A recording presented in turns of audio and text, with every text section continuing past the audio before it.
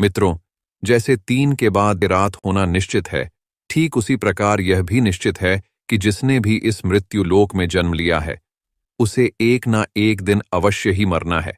अर्थात अगर पृथ्वी लोक पर कोई सबसे बड़ा सत्य है, तो वह है प्राणी की मृत्यु होना। फिर भी कुछ लोग ऐसे होते हैं जो इस सच्चाई को स्वीकार करना नहीं चाहते हैं। और आप सभी ने देखा ही होगा कि हिंदू धर्म में मृत्यु के बाद शव को जलाया जाता है। साथ ही आपने यह भी देखा होगा कि अगर किसी व्यक्ति की मृत्यु सूर्यास्त के बाद होती है, तो उसका दाह संस्कार अगले दिन किया जाता है, रात को नहीं किया जाता है। ऐसे में आपने जरूर गौर किया होगा कि किसी परिवार में अगर किसी व्यक्ति की मृत्यु शाम के बाद होती है, तो उसे शव को अकेला नहीं छोड़ा जाता। परंतु मित्रों, क्या आप जानते हैं कि शव को रात भर अकेला क्यों नहीं छोड़ा जाता? अगर नहीं, तो इस वीडियो को अंत तक जरूर देखे लें, क्योंकि मैं इस वीडियो में आपको इसी सवाल का जवाब बताने वाला हूं, जिसका वर्णन गरुड़ पुराण में विस्तार से किया गया है। तो चलिए, अब बिना किसी देरी के गरुड़ पुराण की यह बातें जानते हैं।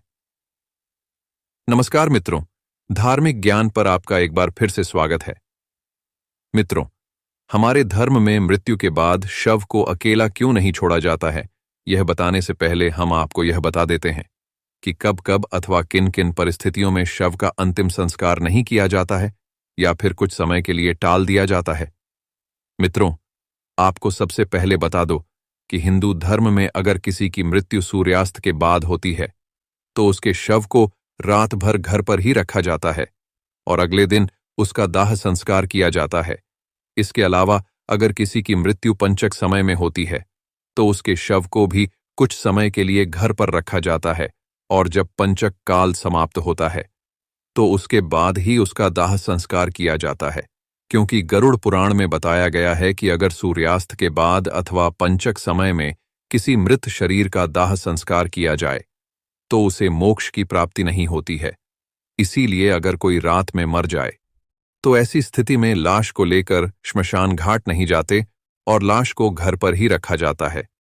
सुबह होने इंतजार किया जाता है और ऐसे में मृत शरीर को एक भी पल के लिए अकेला नहीं छोड़ा जाता है और कोई ना कोई व्यक्ति हमेशा रखवाली के लिए मौजूद रहता है। मृत शरीर को अकेला नहीं छोड़ने का सबसे बड़ा कारण यह है कि अगर शव को अकेला छोड़ दिया जाए, तो हो सकता है कि कुत्ते बिल्ली जैसे जानवर उसे नोच खाएंगे। और गरुड़ पुराण की माने तो ऐसे में मृत आत्मा को भी जब यमलोक के मार्ग में ऐसे ही यातनाएं सहनी पड़ती हैं। साथ ही ऐसा भी माना जाता है कि अगर शव को अकेला छोड़ दिया जाए, तो इससे गंध आने लगती है। ऐसे में यह जरूरी हो जाता है कि वहां कोई ना कोई व्यक्ति बैठा रहे और धूप या अगरबत्ती शव के चारों तरफ जलाता रहे, ताकि शव से आने वाली दुर्गंध चारों ओर फैले। गरुड़ पुराण के अनुसार भगवान विष्णु गरुड़ जी के पूछने पर कहते हैं कि हे पक्षीराज, इन सब के अलावा अगर किसी की मृत्यु हो जाती है और उसकी कोई भी संतान नहीं है, तो ऐसे समय पर भी शव को घर पर रखा जा सकता है, जब तक कि उसका पुत्र या फिर पुत्री ना आ जाए। क्योंकि जब खुद की संतान मृत शरीर को मुखाग्नि नहीं देती, तो उसका उद्धार नहीं हो पाता। अर्थात वे कई वर्षों तक इसी मृत्युलोक में भटकता रहता है। इसके बाद विष्णु जी बताते हैं कि सूर्यास्त के बाद अगर किसी मृत शरीर को जला दिया जाए, अर्थात उसका अंतिम संस्कार कर दिया जाए, तो वह मृत आत्मा असुर दानव अथवा पिशाच योनि में जन्म लेती है, जहां उसे कई तरह के कष्ट सहने पड़ते हैं। और यही वजह है कि हिंदू धर्म में रात को अंतिम संस्कार करने से मना किया गया है। आगे विष्णु जी बताते हैं कि रात में मृत शरीर को अकेला छोड़ दिया जाए, तो उसके शरीर के आसपास भटक रही दुरात्मा भी प्रवेश कर जाती हैं, जिससे मृतक के साथ उसके परिजनों को भी कई तरह के कष्ट भोगने पड़ते हैं। साथ ही यह भी बताते हैं कि शव को अकेला इसलिए भी नहीं छोड़ा जाता, क्योंकि मरे हुए आदमी की आत्मा वहीं पर भटकती रहती है और अपने परिजनों को देखती रहती है। कहा जाता है कि इंसान की मौत के बाद शरीर से आत्मा खाली हो जाता है और इसी वजह से उस मृत शरीर में कई बुरी आत्मा का साया अपना अधिकार जमा सकती है। और यही वजह है दोस्तों कि रात में सबको अकेले नहीं छोड़ा जाता है और कोई ना कोई इसकी रखवाली करता रहता है। मित्रों, आप इसके बारे में क्या सोचते हैं? नीचे कमेंट में हमें जरूर बताएं। साथ अगर आपको गरुड़ पुराण की यह बातें पसंद आई हो तो इसे ज्यादा से ज्यादा लाइक और शेयर करें। अगर आप हमारे चैनल पर नए हैं तो ऐसे ही और भी आध्यात्मिक और पौराणिक कथाओं और जानकारी के लिए हमारे चैनल को सब्सक्राइब कर लें और साथ में बेल आइकॉन भी दबा दें ताकि आपसे हमारी कोई भी वीडियो मिस ना होने पाए। अब हम आप सभी को एक और कथा सुनाएंगे जिससे आपको और जानकारी प्राप्त होगी। मित्रों, नया साल शुरू होने वाला है। कुछ ही दिनों में पुराना साल समाप्त हो जाएगा और एक नया साल हमारे जीवन में प्रवेश करेगा। लेकिन आज मैं आपसे एक बहुत ही गंभीर सवाल पूछना चाहता हूं। क्या वाकई हर नया साल आपकी जिंदगी बदल देता है? कैलेंडर बदल जाता है, तारीख बदल जाती है, लेकिन जिंदगी जिंदगी वैसी की वैसी क्यों रह जाती है?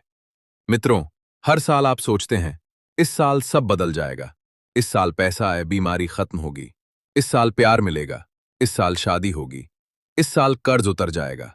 लेकिन साल के अंत में क्या होता है? वही बीमारी, वही तनाव, वही खाली जेब, वही टूटे रिश्ते, वही धोखा, वही संघर्ष। दोस्तों, साल नहीं बीत रहा, आपकी जिंदगी बीत रही है। आज तक आपने कितने साल ऐसे ही निकाल दिए? कितने सपनों को आपने मरते देखा? कितनी उम्मीदों को आपने टूटते देखा? आप मेहनत भी करते हैं, लेकिन पैसा हाथ में टिकता नहीं।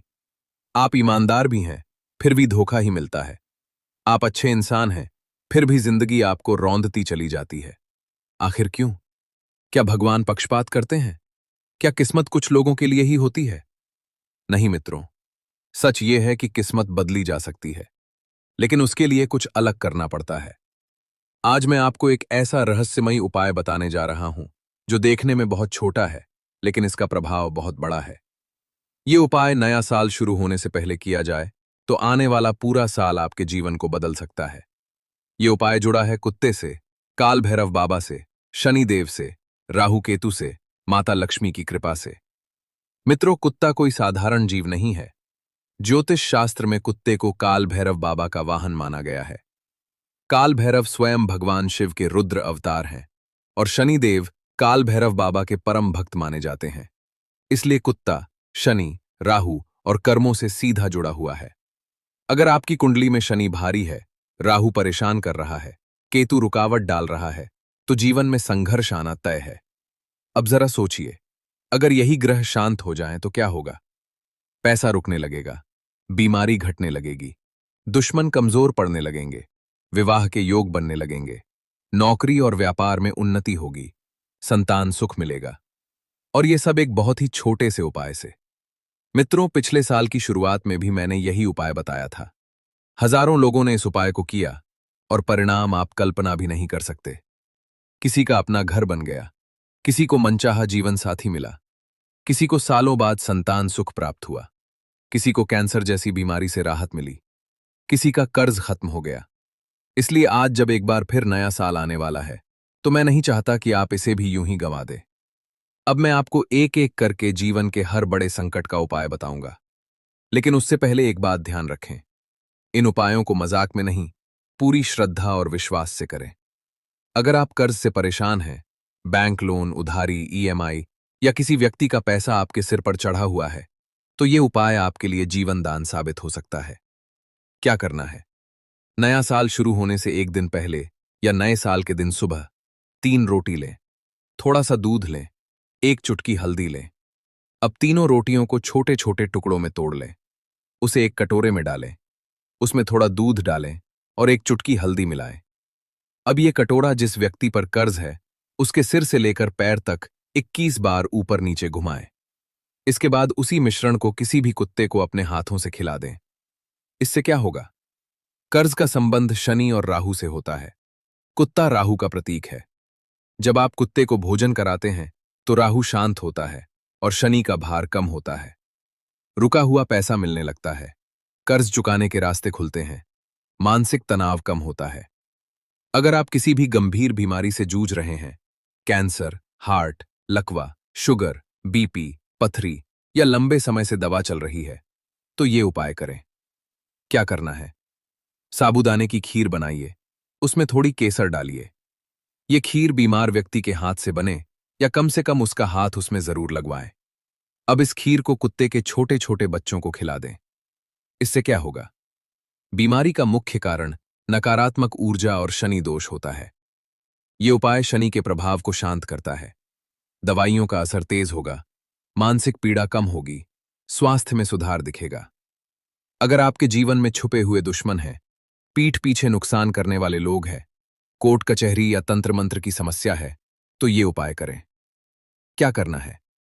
एक रोटी लें, उस पर सरसों का तेल लगाएं, थोड़े काले रात में इसे अपने सिरहाने रखकर सोएं। साथ में एक गिलास पानी रखें। सुबह उठते ही बिना मुंह धोए रोटी कुत्ते को खिला दें और पानी चौराहे पर डाल दें। इससे क्या होगा? नकारात्मक बंधन हटेंगे, नौकरी में स्थिरता आएगी, व्यापार बढ़ेगा, नए अवसर मिलेंगे। अगर संतान नहीं हो रही या बार बार बाधा आ रही है, तो ये उपाय करें। क्या करना है? मेवे वाली सफेद बर्फी लें। गर्भधारण चाहने वाली महिला अपने हाथों से इसे कुत्ते के बच्चों को खिलाए। इससे क्या होगा? संतान बाधा दूर होगी, गुणवान संतान प्राप्त होगी। अगर आप गरीबी से बाहर निकलना चाहते हैं, तो ये उपाय 3 दिन लगातार करें। क्या करना है? रोटी का चूरा, गुड़, थोड़ा घी, तीनों मिलाकर कुत्तों को खिलाएं। इससे क्या होगा? गुरु, लक्ष्मी, राहु तीनों प्रसन्न होंगे, धन के नए रास्ते खुलेंगे, अचानक धन लाभ होगा, अचल संपत्ति के योग बनेंगे। मित्रों, मैंने आज आपको पूरा जीवन बदल देने वाले उपाय बताए हैं। अब फैसला आपके हाथ में है। या तो आप इसे भी सुनकर भूल जाएं, या इस बार वाकई अपनी किस्मत बदलें। अगर वीडियो पसंद आई हो तो लाइक जरूर करें, चैनल को सब्सक्राइब करें और कोई भी प्रश्न हो तो कमेंट में पूछें। आप सभी का बहुत बहुत धन्यवाद।